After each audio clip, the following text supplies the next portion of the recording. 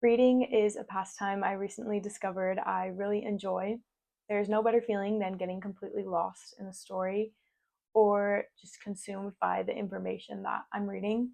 I'm not gonna lie, it took me a long time to get to this place. I used to dread having to read my 20 minutes every day for school, and now it's something that I wish I had more time for. I'd like to say that I read every night before going to bed, but that's not really true, as I really want it to be that way. Sometimes life gets the best of me and I'm caught up in studying and working and doing other things. I lose the desire to read. Over breaks, like when I'm not in school, I tend to read a lot more. Since high school, I've accumulated a good list of my top recommendations and I want to share those. They're really a mix of everything. I think that nonfiction books are my favorite, but there are also some classics on the list you'll see. So there are 12 books on my list, and I've categorized them into different groups. I would like to start with my favorite one thus far, and that is The Art of Being by Erich Fromm. It's a super short read. I just really read word for word and I annotated it,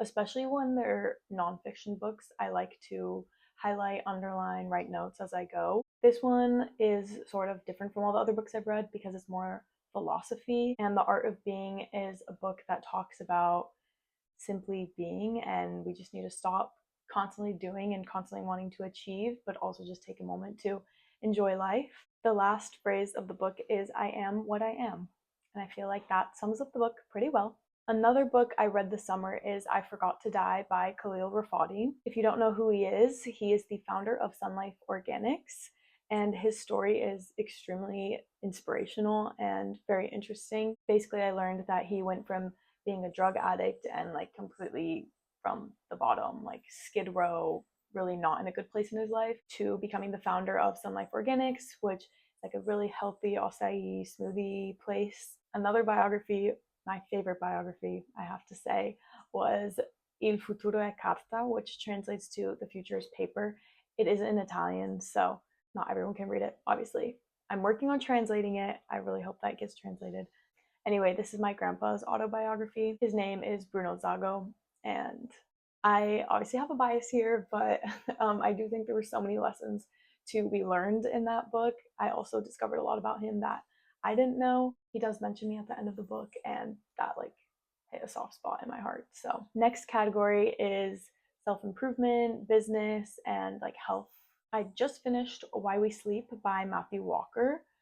Very long book and gets into the technical reasons of literally why we sleep. I would say that if you don't care for all of the sciencey stuff behind it, maybe skip this book just because it does get into details and like can maybe seem repetitive. Going off of that, Tim Spector's book, Food for Life, literally a brick. It's huge. That also took me a really long time to read. As someone who loves food, loves trying new things, I found it to be fascinating. I also really like how both of these books are very practical. I can apply what I read to my everyday life. That also goes same for the book The Psychology of Money. I read this because I listened to a podcast where the author was speaking.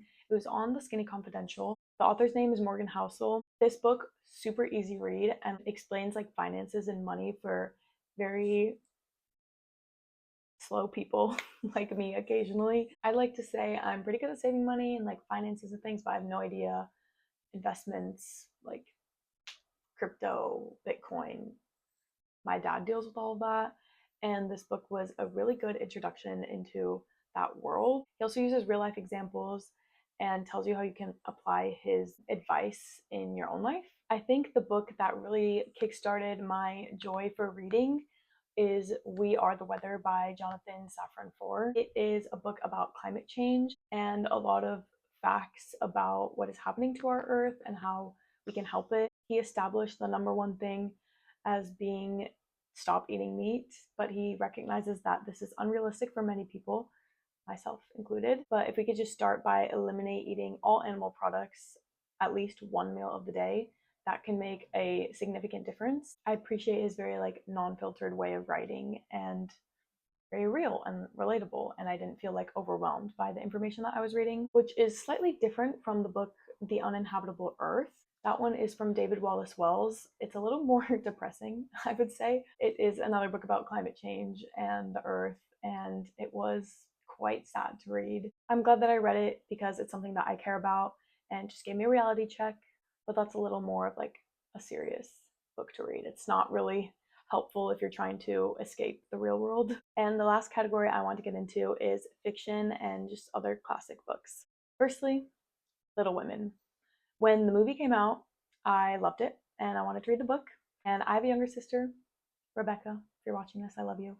So I feel like I could relate. Around the same time as when my love of reading came about, I read The Curious Incident of the Dog in the Nighttime. It's basically a story of how this little boy finds a dog in his neighborhood on the street that was killed, and he kind of goes on a mystery, investigation to discover who killed the dog. So I appreciated how it was from a diverse perspective and not your typical storybook. And lastly, a book that I read fairly recently, The Catcher in the Rye. That one's also written from a child's perspective, and it's like his story throughout boarding school. The way that the book ends is just like, I absolutely loved it. I love when there's sort of like a full circle, like closing, of a book. Um, and this book definitely did that. Now, what I'm currently reading is the book On Leadership by Tony Blair. Such a good one, especially as I am starting to step in to leadership roles like at my school, UCLA, and at work, and entering the real world as an adult. It's helpful and again has tangible takeaways that I can apply to my actual life. Probably next will be 101 essays to change the way you think, but I don't want to get ahead of myself. I'm going to finish On Leadership. I'm not the kind of person who can read multiple books at once, but I know I've become an adult because I actually enjoy reading now. If any of you have book recommendations, I'd be happy to hear them. I hope this was useful to anyone. If you have any questions, feel free to reach out in my DMs. E ci vediamo nel prossimo video.